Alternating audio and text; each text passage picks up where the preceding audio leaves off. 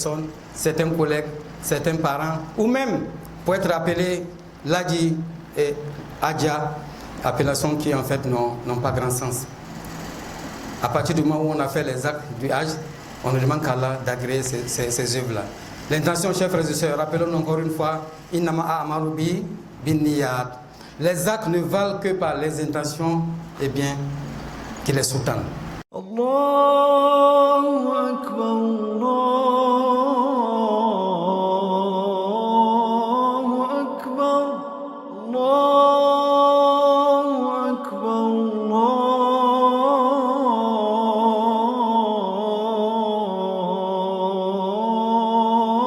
Allahu Akbar. Ashhadu an la ilaha illallah. Ashhadu an la ilaha illallah.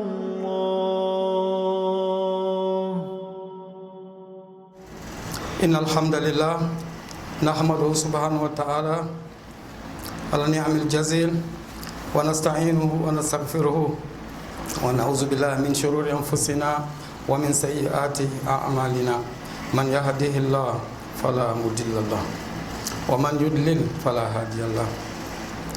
Ashhadu an la ilaha illallah wahdahu la sharika lahu wa ashhadu anna Muhammadan abduhu wa rasuluh sallallahu alayhi wa ala alihi wa sahbihi wa man ihtada bihadihi ila yaumiddin. Qala ta'ala ya ayyuhallazina amanu ittaqullaha haqqa tuqatih wa la tamutunna illa wa antum muslimun. Qala jalla wa ala ya ayyuhallazina amanu ittaqullaha wa qulu qawlan sadida yuslih lakum a'malakum wa man yuti'illaha wa rasulahu yuslih lakum a'malakum wa yaghfir lakum dhunubakum wa man yuti'illaha wa rasulahu faqad faza fawzan 'azima. Sadaqallahul azim. Alhamdulillah. La louange est à Allah, notre Seigneur, celui à qui nous devons l'existence, celui qui nous a fait la grâce d'être musulmans et qui nous a créés pour l'adorer. Nous cherchons refuge auprès de lui, Allah, contre nos mauvaises actions et nos turpitudes de tous les jours. Nous demandons son assistance, son pardon, et nous revenons repentants à lui. Allah puisse agréer notre repentir. Certes, celui que Allah guide, c'est lui le mieux guidé. Quant à celui qu'il abandonne, point de guide pour lui. Nous attestons qu'il n'est de Dieu que lui, Allah, subhanahu wa ta'ala, l'unique sans associer aucun dans son royaume, dans ses noms et attributs. Et nous attestons que Muhammad, alayhi salatu wassalam, est son serviteur et son messager. Celui-là même qu'il a envoyé comme miséricorde pour les créatures. Que la paix et le salut d'Allah soient sur lui, le sceau des messagers, ainsi que sa famille, ses vertueux compagnons et toutes celles et ceux qui leur auront emboîté le pas jusqu'au jour de la reddition des comptes. Amin, ya Rabbi. Frères et sœurs dans la foi, le Seigneur nous interpelle. Oh, vous qui croyez, vous qui professez la foi authentique, soyez dans la crainte révérentielle d'Allah et veillez à ne mourir que dans la foi, dans la soumission à Allah subhanahu wa ta'ala. Allah nous accorde cette mort-là, à sa soumission à lui tout entière. Amin ya Rabbi. Ô croyants, le Seigneur nous interpelle encore une fois. Craignez Allah et ayez un parler pertinent et droit. C'est alors qu'il vous améliorera vos actions, il pardonnera vos péchés, et certes, quiconque obéit à Allah et à son messager, celui-là aura récolté un énorme succès. Allah nous inscrive parmi les gens du succès. Amin ya Rabbi. Chers frères et sœurs dans la foi, dans notre calendrier annuel musulman, il est de ces temps forts d'adoration. C'est ainsi que, après le mois de Ramadan, nous nous attendons, Inch'Allah, à la venue du 5e pilier de l'islam, qui n'est rien d'autre que le Hajj, Al-Hajj, le pèlerinage au lieu saint de l'islam. Ainsi donc, Inch'Allah, dans quelques petites semaines, 2 semaines, eh bien, les pèlerins du monde entier, les futurs pèlerins, vont prendre leur envol pour les 10 lieux, à l'instar de ceux de Burkina Faso. Qu'Allah facilite cette édition du pèlerinage pour tous, pèlerins, organisateurs et tous les encadreurs, tous ceux qui y participent. Chers frères et sœurs, Allah nous demande de nous rappeler, de nous souvenir. C'est ainsi que, eh bien, par rapport à ce 5e pilier de l'islam, le Hajj, à l'intention de celles et ceux qui ont eu la chance, on pourrait dire ainsi, qui ont eu la chance d'être appelés, parce qu'effectivement c'est un appel d'Allah, nous le voyons tous les jours. Quand vous avez vos noms sur la liste des candidats, c'est que vous avez été appelés. Et comme les appelés à toutes les promotions d'écoles de formation, on s'attend très probablement à ce que nous sortions de cette école du Hajj avec un diplôme.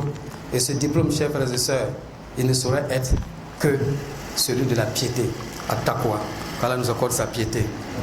Eh bien, chers frères et sœurs, en 2 grands points, le maître mot.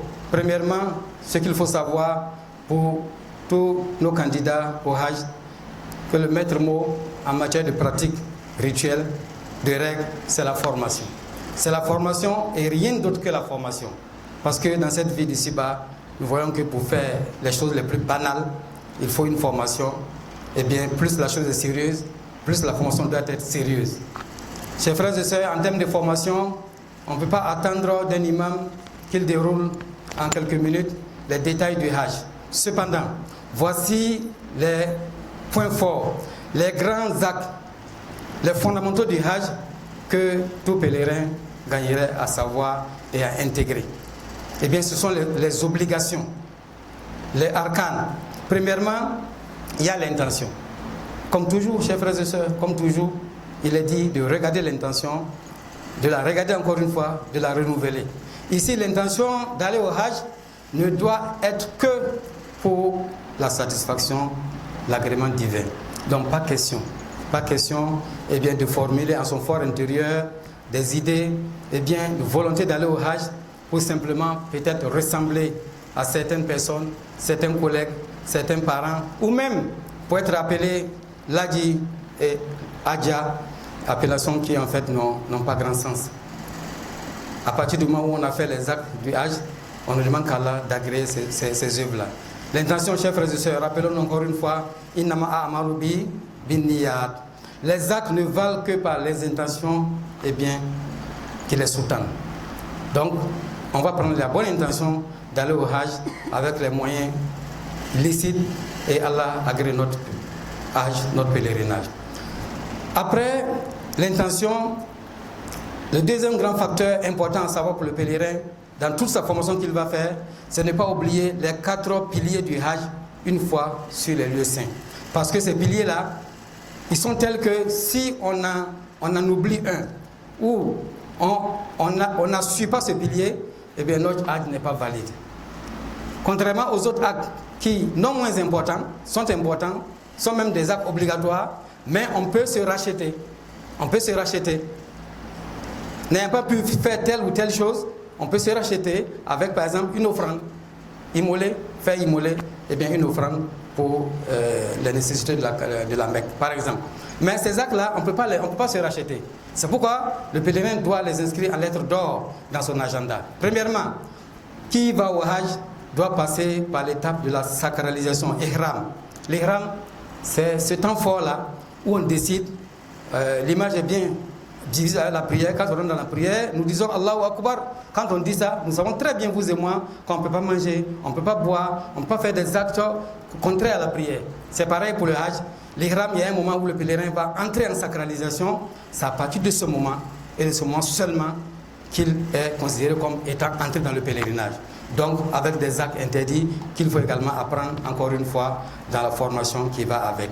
Deuxième temps fort du pèlerinage, obligation, Rukn, pilier, c'est la station d'Arafat, à Arafat.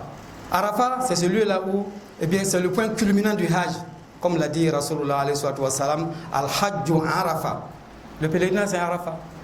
Arafat. Nous sommes stupéfaits, fascinés de voir ce jour qui mobilise tant de monde sur les lieux saints, ce jour qui mobilise jusqu'à des personnels hospitaliers de santé, toutes des hôpitaux qui se mobilisent pour un seul jour, pour que le pèlerin puisse faire sa station d'Arafat. Donc, stationner, rester un moment, n'est-ce pas, ce jour-là, sur cette plaine d'Arafat, on va dire, c'est une obligation. Troisième obligation, c'est le tawaf. La circumambulation autour de la Kaaba. D'une certaine façon, les 7 tours, eh bien, dans le sens anti-horaire, le sens contraire des aiguilles du monde, c'est une obligation. Accompagné immédiatement du 4e, qui est la marche entre les 2 monticules, que sont Safa ou Marwa. Safa et Marwa. Voilà donc les quatre piliers, n'est-ce pas, indispensables du Hajj. Qu'Allah facilite la compréhension. Encore une fois, chers frères et sœurs, toutes celles et ceux qui sont appelés au Hajj ont un grand intérêt à avoir cette formation, à tout faire pour l'avoir avant de quitter pour les lieux saints. Qu'Allah facilite l'entreprise.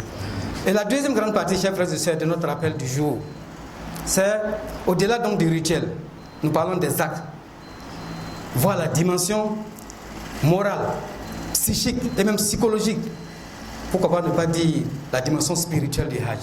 C'est cela. En fait, quand on va au Hajj, on voit un couronnement de la religion. Effectivement, c'est le 5e pilier, chronologiquement parlant. Ce n'est pas pour rien qu'il vient à la fin. C'est une sorte de couronnement et ça nous rappelle un certain nombre de choses qui vont revivifier notre foi. Ça nous rappelle le Tawhid. Allahu Akbar. L'unicité divine. Parce que dans ces piliers-là, dans ces actes, dans ces rituels, on va retrouver une grande partie des choses qui rappellent notre patriarche, notre père Ibrahim alayhi salam. Et Ibrahim, comme Dieu dit dans le Coran, Ibrahim, c'est le prototype du monothéisme. Le monothéisme parfait là, c'est lui. Et c'est lui, c'est lui qui vous a nommé musulman en réalité. Ça vient de là-bas, ça vient de très loin. Ibrahim alayhi salam, c'est lui qu'on va commémorer avec sa famille, avec sa foi, avec sa fidélité envers le Seigneur. Donc c'est le Tawhid. Regardez encore, dans les 5 piliers, quand nous suivons l'évolution chronologique, le premier de ces piliers-là, c'est Ashahada. C'est le Tawhid. Et à la fin, on revient, c'est comme si on revenait encore au premier pilier. C'est le cycle. Les cycles, nous sommes habitués à voir les cycles partout dans la vie. Alors nous fasse comprendre ce cycle-là. Le maître mot, chers frères et sœurs, dans cette dimension morale, spirituelle du Hajj, c'est encore une fois, c'est la taqwa. C'est la taqwa, à telle enseigne que notre Seigneur, Allah subhanahu wa ta'ala, nous rappelle de prendre la meilleure provision. Quand on va en voyage, on prend des provisions normalement. Eh bien, ce voyage-là, il est assez particulier. Le Seigneur nous dit que la meilleure provision que nous pouvons prendre, c'est la taqwa. Fa'inna khayra zad at-taqwa. Qu'Allah nous accorde sa piété. Également, dans ce hadith du messager, on retrouve Al-Hajjul Mabrour. Nous aimons très bien ce hadith. Nous aimons le réciter. Al-Hajjul Mabrour. Le pèlerinage qui est agréé n'a d'autre rétribution, n'a d'autre salaire que le paradis. Allah nous accorde la Jannah, le paradis. Al-Hajjul Mabrour. Mais on dit le pèlerinage agréé. En réalité, dans l'expression là, ce qu'on retrouve là-bas, Mabrour, c'est un pèlerinage qui est pieux. Albir. C'est un pèlerinage où on est innocent. Rappelez-vous, Kiramin Barara, les anges purifiés. Les gens sont entièrement innocents. C'est un pèlerinage d'où on ressort innocent. Parce qu'on a veillé à ne pas créer du tort. On a veillé à respecter les enseignements divins. Et quand on revient, c'est pourquoi Rasul Sallallahu nous dit que celui qui revient d'un tel pèlerinage-là, il est comme le jour où sa mère l'a mise au monde, c'est-à-dire sans péché, pur. Alors nous accorde ce âge-là. Nous en raccorde encore davantage si nous l'avons déjà fait. Eh bien, c'est vrai, l'enjeu, il est détaillé, il est énorme. C'est la taqwa, c'est la piété. Mais pour nous y motiver, pour nous rappeler encore une fois quelques éléments, pourquoi, qu'est-ce qui doit nous amener à considérer qu'on doit faire le maximum d'efforts en tant que pèlerin, eh bien, pour sauvegarder, pour aller pratiquer, intégrer et revenir avec cette taqwa-là. On a dit, premièrement, c'est cette histoire de cette résurgence du tawhid que ça nous rappelle. L'unicité de Dieu. On va célébrer un grand personnage de notre religion, Ibrahim alayhi salam. Et pendant qu'on y est, quand on parle d'Ibrahim, on voit tous ceux qui appellent, des gens qui appellent au syncrétisme, à l'œcuménisme, toutes les religions sont les mêmes. C'est dans le Hajj qu'on voit aussi en particulier qu'effectivement, la religion, l'islam tel que Dieu l'a défini, c'est elle qui est la vraie religion. Entendons-nous tous par là, islam, soumission à Dieu. Cette soumission, c'est Ibrahim, il a prêché. plus tard avec l'arrivée de notre Sayyidina Muhammad alayhi salatu wa salam. Donc, on sera content, on sera très fiers de voir sur les lieux saints. On se prépare à recevoir les relations déjà, les expressions, les expériences. On va voir des peuples, c'est inestimable. Les valeurs qu'on va percevoir sur les lieux, c'est quand on fait attention. Ne serait-ce que la dimension diverse de ceux qui accourent à ces lieux. Les noirs, les blancs, les jaunes, les rouges, je ne sais quelle couleur. Eh bien, si des gens reviennent du Hajj, frères et sœurs, avec une foi qui les a marqués, et dorénavant nous constatons que ce sont des gens pieux, eh bien, ils ont pu faire attention à ces actes-là, à ces détails. Des gens qui ont pu remarquer que tout le monde adore Dieu. Je crois qu'on était en Afrique, eh bien, les seuls musulmans, eh bien, il y a beaucoup d'autres musulmans dans le monde et ils sont de tous les horizons. J'ai pu constater, par exemple, dit certains pèlerins, quelques mois devant moi, un Indonésien, un Chinois, lisant le Coran et en train de pleurer, eh bien, il a compris que lui aussi, en tant qu'Africain, il doit faire des efforts. Il ne faut pas que le Chinois le dépasse. Ça veut dire qu'il comprend certainement le Coran pour pouvoir pleurer, lire le Coran et pleurer. Voilà des éléments, chers frères et sœurs. Pour que nous puissions en profiter, il faut déjà qu'avant de quitter nos habitations, notre domicile, on ait intégré ces éléments, cette dimension morale, cette dimension spirituelle du Hajj. Qu'Allah nous facilite l'adoration, qu'Allah nous pardonne nos péchés, qu'il agrée le Hajj de tous ceux qu'il a appelés, tous ceux qui ont effectué le Hajj déjà. J'aimerais le faire à nouveau, qu'il nous le facilite, parce qu'il en est capable, qu'il fasse que ce soit vraiment le couronnement de notre religion pour ceux et celles qui auront la chance de l'accomplir et qu'il agrée leurs invocations, certainement, qu'ils ne vont pas manquer de faire. Invocations en faveur de notre pays, de nos pays, les autres pays, eh bien, aux voisins, de tous les peuples qui sont en souffrance, eh bien, voisins comme éloignés, qu'Allah agrée toutes ces invocations, que nous pardonne nos péchés, que nous accorde son agrément.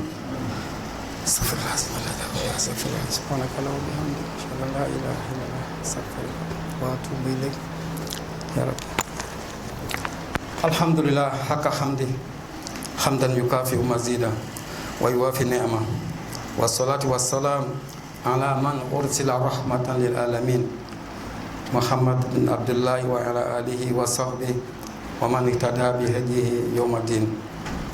Allahumma lakal hamdu fil ula wal akhirah. Lakal hamdu kama yanbaghi li jalali wa jibli azmi sultanik, wa lakal hamdu hatta tarda, wa lakal hamdu idza radit, wa lakal hamdu ba'da rida. Allahumma salli ala sayyidina Muhammadin wa ala ali sayyidina Muhammadin kama sallaita ala sayyidina Ibrahim wa ala ali sayyidina Ibrahim, wa barik ala sayyidina Muhammadin wa ala ali sayyidina Muhammadin kama barakta ala sayyidina Ibrahim wa ala ali sayyidina Ibrahim fil alamin innaka Hamidun Majid. Allahumma taqabbal minna innaka antas samiul alim wa tub alaina innaka antat tawwabur rahim. Allahumma atina fid dunya hasanah wa fil akhirati hasanah wa qina azaban nar. Allahumma hab lana min azwajina wa dhurriyyatina qurrata a'yun waj'alna muttaqina imama. Allahumma taqabbal minna wa hadina aqraba min hadha rashada. Allahumma la tada' fi makamina hadha dhanban illa ghafarta wa la hamman wa la ghamman illa farajta wa la dayna illa qadaita wa la marida illa shafaita wa la jahila illa 'allamta wa la 'aiba illa satarta wa la 'aiba illa satarta wa la 'aiba illa satarta wa la faqira illa ghanayta wa la mu'sira yasarta wa la hajata min hawaji dunya ya la firida wa la nafiya salah illa qadaitaha ya rabbal alamin. Allahumma inna nas'aluka afwa wal afiya wa muwafaqatan da'imatan fi din wa dunya wal akhirah. Allahumma farij an ummati Muhammadin sallallahu alaihi wasallam. Allahumma farij an ummati Muhammadin sallallahu alaihi wasallam. Allahumma farij an ummati Muhammadin sallallahu alaihi wasallam. Allahumma nas'aluka al-istiqrar was salam wal islam في بلادنا هذا وفي سائر بلاد المسلمين فإنه لا حول ولا قوة إلا بالله حسبنا الله ونعم الوكيل ونعم المولى ونعم النصير. اللهم صل على سيدنا محمد وسلم تسليما كثيرا.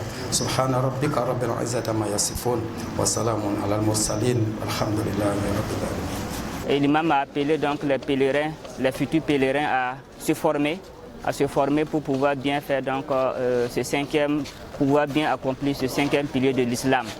Et également, vous savez très bien que lorsque en tout cas vous accomplissez ce pilier-là, donc la récompense c'est le paradis. Donc l'imam en tout cas a fait savoir que la version spirituelle donc de l'accomplissement de ce hajj-là, c'est qu'en tout cas on aura donc les péchés pardonnés et que c'est le paradis donc qui sera la récompense. Le sermon a porté sur les conditions du Hajj, comment faire un bon pèlerinage, parce que ça fait partie des piliers, l'un des piliers de l'islam, un pilier aussi important que les autres. Donc il a dit que le Hajj aussi a 4 piliers qu'il faut respecter. Voilà, pour être sûr que son Hajj, en tout cas, respecte certaines conditions, parce qu'il y a des actes qu'on peut rattraper par le sacrifice, les aumônes et ainsi de suite. Mais ces 4 piliers-là, il faut forcément les faire. Il y a l'étape de la sacralisation, il y a l'étape de Arafat, il y a aussi le tawaf autour de la mosquée et autour de la Kaaba, et aussi il y a Safa et Marwa qu'il faut vraiment respecter. En tout cas, en gros, c'est ce que j'ai retenu. Pour rappeler brièvement, très brièvement vraiment, la partie la plus essentielle, c'est-à-dire les actes obligatoires du Hajj, les piliers même. Alors, on a rappelé que l'intention qui est omniprésente, qui est fondamentale dans tous nos actes d'adoration, ici également, elle sera importante. Donc, on ne va pas aller au Hajj pour toute autre raison que l'agrément divin. Donc ça, c'est l'intention. Après cela, on a rappelé les 4 piliers essentiels du Hajj en termes d'actes, de pratiques. Et ces 4 piliers-là, on a parlé de la sacralisation, l'ihram, on a parlé du tawaf, la circumambulation autour de la Kaaba, la maison sacrée, on a parlé de la station d'Arafat, et on a parlé de la marche entre les 2 monticules, Safa et Marwa. Ça, c'est ce qui est l'aspect un peu pratique. Maintenant, on a dit qu'il est important pour le pèlerin, au cours de la formation, de mettre l'accent avant le départ là, sur la dimension morale, la dimension psychologique, c'est-à-dire le côté spirituel en fait du Hajj. Pourquoi le Hajj est important et comment faut-il faire pour avoir l'agrément divin. C'est là que nous avons évoqué la taqwa, la piété, qui est assignée comme objectif à tous les actes d'adoration. Et on a simplement fait rappeler qu'ici également, Allah nous rappelle que le Hajj, là, la finalité c'est la piété. Et que ici précisément, le terme employé c'est la provision. C'est-à-dire quand on voyage, comme ce voyage-là saint spirituel, il faut veiller à avoir des provisions. La meilleure provision, dit le Coran, c'est la taqwa, la piété. Et nous avons rappelé également, au travers de ce hadith-là bien connu du messager, Al-Hajjul Mabrour, laysa lahu jaza illa al-Jannah. Le pèlerinage qui est bien fait, qui est agréé là, il n'a d'autre salaire que le paradis. Nous avons dit que le pèlerinage agréé, c'est en fait un pèlerinage où on sort innocent, lavé de tous ses péchés, n'est-ce pas?